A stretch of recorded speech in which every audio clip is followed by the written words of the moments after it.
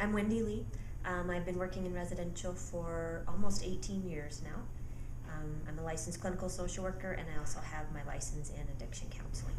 I think for residential, for most residentials, the goal is going to be successfully integrating the resident back into the community.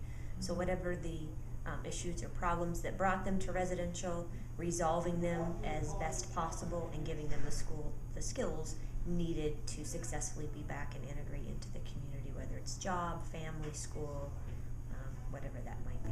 So in residential, you might work with a wide variety of clients. There's residentials for young children, so 4 or 5 years old, who are struggling, who may have had some really traumatic events in their life that have caused them to not be able to live in the home again, or some parental issues going on where they can't live in the home, all the way up to maybe geriatrics, where there's some mental health conditions or substance abuse.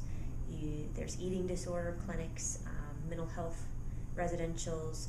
A lot of times you're seeing now co-occurring, so we know a lot of times that a mental health issue and a substance abuse issue don't live independently of each other, but they're happening at the same time.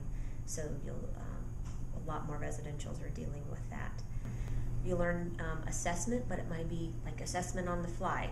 So we have to be at this certain place at this certain time, and I have 2 residents who are not doing so well right now and can't go with us. So assessing the situation, being flexible, and planning, then what are we going to do next, and how are we going to get this taken care of? Because in residential, people, the behaviors are coming out, and the things that led them there, that's what we're dealing with. So it's highly structured, but just because we have a schedule doesn't mean that it always is able to be followed. Some of the other things, evaluating situations, what intervention is going to be the best in treatment planning, using some of those skills to decide this is the treatment that I'm going to provide for this week, or this is the intervention at this moment based on the actions and the behaviors that are taking place that I may use. So you really get to learn a lot of a wide variety, and working with clients who might be ambivalent to change. So just because they're in residential doesn't mean that that they believe that they even have a problem or an issue. So you'll see a lot of people coming in who are very pre-contemplative about changing. And then you might work with people who know, hey, this is the issue that I have, and here's my plan, and this is how I want to implement it.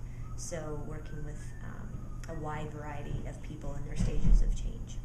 So I don't know that there is just one skill set that you'll learn. You come with a whole, what we call a whole toolbox, and you'll have a wide variety of skills that will, I think, really set you up for all your future jobs. You'll be able to go back, well, I remember in residential when that happened, and I could do that. So it's a great building block for you in your career.